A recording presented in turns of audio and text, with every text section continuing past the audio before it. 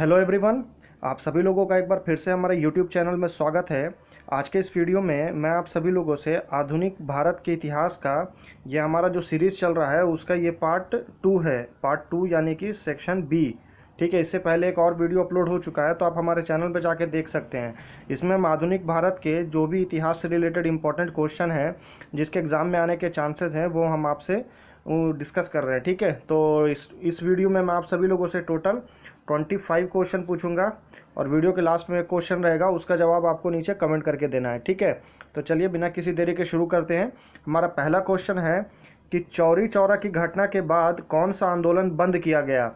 तो चार ऑप्शन है। पहला ऑप्शन है सविनय अवज्ञा आंदोलन, दूसरा है असहयोग आंदोलन, तीसरा है भारत छोड़ो आंदोलन और चौथा है खेड़ा सत्याग्रह।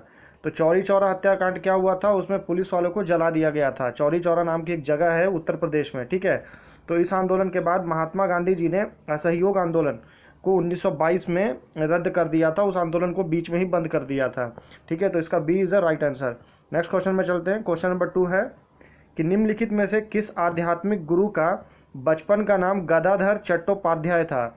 गदाधर चट्टोपाध्याय। चार ऑप्शन है। पहला ऑप्शन है स्वामी विवेकानंद, दूसरा ऑप्शन है रामकृष्ण परमहंस, तीसरा है Shri Aurobindo and option D है हमारे पास वो है स्वामी प्रभुपाद। तो जो बचपन का नाम अक्सर एग्जाम में आते रहता है बड़े बड़े महापुरुषों का, तो जो गदाधर चट्टोपाध्याय जो बचपन का नाम था वो था रामकृष्ण परमहंस का। ठीक है, तो option number B is a right answer. Next question में चलते हैं। क्वेश्चन नंबर 3 है कि महात्मा गांधी ने कांग्रेस के किस अधिवेशन में एक बार अध्यक्षता की। महात्मा गांधी ने कांग्रेस के पूरे जीवन काल में सिर्फ एक बार ही उन्होंने अध्यक्षता की थी। तो वो कौन से अधिवेशन में की थी? अमरावती, बेलगाम, नागपुर या कराची।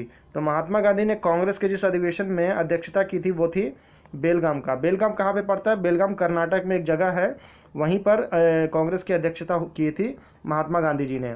नेक्स्ट क्वेश्चन में चलते हैं। क्वेश्चन नंबर 4 है कि जहांगीर निम्नलिखित में से किसे इंग्लिश खान कहता था। जहांगीर कहता था किसको कहता था? इंग्लिश खान के नाम से किसे संबोधित करता था? थॉमस रो को, विलियम हॉकिंस को, हेनरी मिडिकल्टन को या उपरोक्त में से कोई नहीं। तो इंग्लिश खान कहता था वो विलियम हॉकिंस को।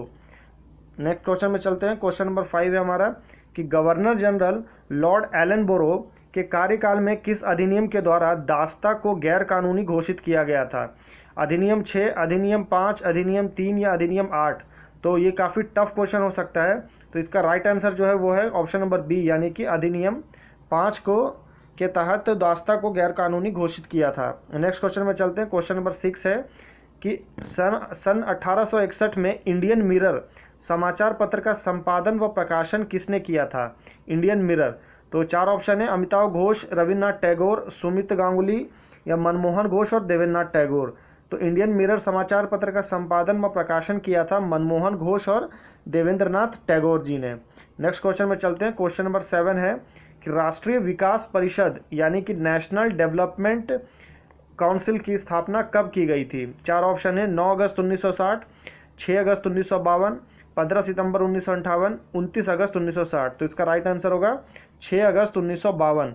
आमतौर पर कभी कभी क्या करता है, सिर्फ 1952 चारों ऑप्शन में दे देता है और यहाँ पर डेट चेंज करता है, 9 अगस्त, 6 अगस्त, 7 अगस्त, 8 अगस्त। तो आपको याद रखना है ये डेट भी कि 6 अगस्त 1952।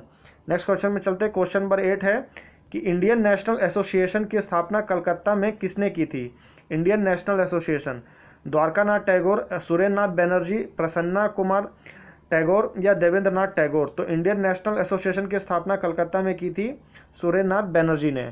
ठीक है, नेक्स्ट क्वेश्चन में चलते हैं। क्वेश्चन नंबर 9 कि राष्ट्रीय विकास परिषद की स्थापना कब की गई थी? ये क्वेश्चन रिपीट हो गया है तो मैं माफ़ी चाहूँगा आपसे, फिर भी एक बार पढ़ लेते हैं। 9 अगस्त 1960, 6 अगस्त 1952, 15 सितंबर 1958 या 29 अगस्त 1960। तो पहले ही पढ़ चुके हैं 6 अगस्त 1952। नेक्स्ट क्वेश्चन में चलते हैं। क्वेश्चन नंबर 10 है हमारे पास कि आनंद मठ के लेखक कौन है? आनंद मठ के, ये काफ़ी इंपॉर्टेंट क्वेश्चन हो जाता है और ये काफ़ी इजी भी है, मतलब इस टाइप के क्वेश्चन आमतौर पे बहुत से स्टूडेंट को याद रहता है। तो क्या है आनंद मठ के लेखक कौन है? बंकिम चंद्र चटर्जी, रविन्द्रनाथ टैगोर, राजा राम मोहन राय या बाल गंगाधर तिलक। तो आनंद मठ के लेखक हैं बंकिम चंद्र चटर्जी। ठीक है, आनंद मठ। नेक्स्ट क्वेश्चन में चलते हैं। क्वेश्चन नंबर 11 है कि गांधी इरविन समझौता पर कब हस्ताक्षर किए गए थे? 5 मार्च 1931, 6 मार्च 1931, 7 मार्च 1931 या 8 मार्च 1931। तो गांधी इरविन जो समझौता हुआ था वो हुआ था आपका 5 मार्च 1931 को। ठीक है, नेक्स्ट क्वेश्चन में चलते हैं। क्वेश्चन नंबर 12 है कि निम्नलिखित में से किस तारीख को भगत सिंह को फांसी दी गई थी। भगत सिंह को फांसी दी गई थी काकोरी हत्याकांड के लिए, तो कब दी गई थी? 19 मार्च 1931, 23 मार्च 1931, 23 मार्च 1931 और 14 मार्च 1931। ये 23 अप्रैल है, मैंने 23 मार्च बोल दिया। तो भगत सिंह को फांसी दी गई थी 23 मार्च 1931 को। आमतौर पर लोगों को लगता है कि भगत सिंह को फांसी 14 फरवरी को दी गई, वैलेंटाइंस डे के दिन। तो ऐसा बिल्कुल नहीं है, आप ये गलती नहीं करेंगे, 14 फरवरी नहीं है। ठीक है, तो नेक्स्ट क्वेश्चन में चलते हैं। क्वेश्चन नंबर 13 है हमारे पास कि कांग्रेस के कराची अधिवेशन में 1931 की अध्यक्षता किसने की थी? सरदार वल्लभ भाई पटेल, पंडित जवाहरलाल नेहरू, पंडित मदन मोहन मालवीय या डॉक्टर एम ए यानी कि मोहम्मद एम ए अंसारी। ठीक है, तो कराची अधिवेशन की अध्यक्षता की थी सरदार वल्लभ भाई पटेल ने। नेक्स्ट क्वेश्चन में चलते हैं। क्वेश्चन नंबर 14 है कि 1916 में होम रूल आंदोलन किसने शुरू किया था? फ्रैंक बेसेंट, हेलेन ब्लॉटस्की, चार्ल्स नॉल्टन या एनी बेसेंट। तो होम रूल आंदोलन जिसने शुरू किया था उनका नाम था एनी बेसेंट, होम रूल। ठीक है, नेक्स्ट क्वेश्चन में चलते हैं। क्वेश्चन नंबर 15 है कि 10 अप्रैल 1917 को चंपारण सत्याग्रह में गांधी जी के साथ और कौन कौन शामिल था? बाल गंगाधर तिलक, सुभाष चंद्र बोस, राजेंद्र प्रसाद या इनमें से कोई नहीं। तो चंपारण सत्याग्रह कहाँ हुआ था? बिहार में एक जगह है चंपारण, वहाँ पर हुआ था। पहला सत्याग्रह गांधी जी ने यहीं पर किया था। तो इसमें गांधी जी के साथ शामिल कौन थे? राजेंद्र प्रसाद। क्वेश्चन नंबर 16 में चलते हैं कि भारतीय राष्ट्रीय कांग्रेस का लाहौर अधिवेशन का अध्यक्ष कौन था? पंडित जवाहरलाल नेहरू, राजेंद्र प्रसाद, लाला लाजपत राय या पंडित मोतीलाल नेहरू। तो भारतीय राष्ट्रीय कांग्रेस के लाहौर अधिवेशन कब हुआ था? 1930 में। और उस समय अध्यक्षता किसने की थी? पंडित जवाहरलाल नेहरू। ये काफ़ी इंपॉर्टेंट है क्योंकि 1930 के लाहौर अधिवेशन में ही पूर्ण स्वराज की मांग कांग्रेस ने सबसे पहले अंग्रेजों के सामने रखी थी। ठीक है, नेक्स्ट क्वेश्चन में चलते हैं। क्वेश्चन नंबर 17 कि 1916 में कांग्रेस के लखनऊ अधिवेशन की अध्यक्षता किसने की थी? रास बिहारी बोस, अंबिका चरण मजूमदार या भूपेंद्र नाथ बोस या इनमें से कोई नहीं। तो कांग्रेस के लखनऊ अधिवेशन की अध्यक्षता की थी अंबिका चरण मजूमदार ने। नेक्स्ट क्वेश्चन में चलते हैं। क्वेश्चन नंबर 18 है कि 1940 के व्यक्तिगत सत्याग्रह यानी कि पर्सनल सत्याग्रह के लिए गांधी जी ने किसे चुना था? विनोबा भावे को, जवाहरलाल नेहरू को, लाल बहादुर शास्त्री को या एस सत्यमूर्ति को। तो व्यक्तिगत सत्याग्रह के लिए गांधी जी ने विनोबा भावे को चुना था। आपको बता दूं ये हमारी मॉडर्न इंडियन हिस्ट्री के टीवी सीरीज चल रही है। ये सीरीज़ की हमारी जो एग्ज़ाम सीरीज़ की पार्ट 2 है, आगे भी इसी के और भी पार्ट्स आएंगे, तो हमारे चैनल को सब्सक्राइब जरूर कर ले। नेक्स्ट क्वेश्चन क्या है? क्वेश्चन नंबर 19 कि प्रत्यक्ष कार्यवाही दिवस 16 अगस्त 1946 को किसके द्वारा मनाया गया? Muslim League, Christian League, Sikh League या हिंदू लीग। तो प्रत्यक्ष कार्यवाही दिवस मनाया गया था पाकिस्तान के रिमांड के लिए, वो किया गया था मुस्लिम लीग के द्वारा। नेक्स्ट क्वेश्चन में चलते हैं। क्वेश्चन नंबर 20 है कि 1893 में गणपति त्यौहार किसने शुरू किया था? गणेश दामोदर सावरकर, नाना पाटिल, लोकमान्य तिलक या विनोबा भावे। तो गणपति त्यौहार की शुरुआत महाराष्ट्र में जिसको पॉपुलर बनाया था, किसने बनाया था? लोकमान्य तिलक ने। तो नेक्स्ट क्वेश्चन में चलते हैं। क्वेश्चन नंबर 21 है कि वर्नाकुलर प्रेस एक्ट किसके द्वारा शुरू किया गया था? Sir Ashley Eden, Alexander John Arbuthnot, Lord Lytton या लॉर्ड स्टैनले। तो वर्नाकुलर प्रेस एक्ट जो शुरू किया गया था वो किया गया था लॉर्ड लिटन के द्वारा। ठीक है, नेक्स्ट क्वेश्चन में चलते हैं। क्वेश्चन नंबर 22 है हमारे पास कि 1907 में कांग्रेस के सूरत अधिवेशन की अध्यक्षता किसने की थी? 4 ऑप्शन है, दादा भाई नौरोजी, गोपाल कृष्ण गोखले, पंडित मदन मोहन मालवीय या रास बिहारी बोस। तो 1907 में कांग्रेस के सूरत अधिवेशन की अध्यक्षता की थी रास बिहारी बोस ने। क्वेश्चन नंबर 23 में चलते हैं। ये थोड़ा इंपॉर्टेंट क्वेश्चन हो जाता है कि मद्रास लेबर यूनियन, थोड़ा टफ है लेकिन इंपॉर्टेंट क्वेश्चन है कि मद्रास लेबर यूनियन की स्थापना किसने की थी? सुबोध बनर्जी, बीपी वाडिया, लाला लाजपत राय या भारत भूषण पांडे।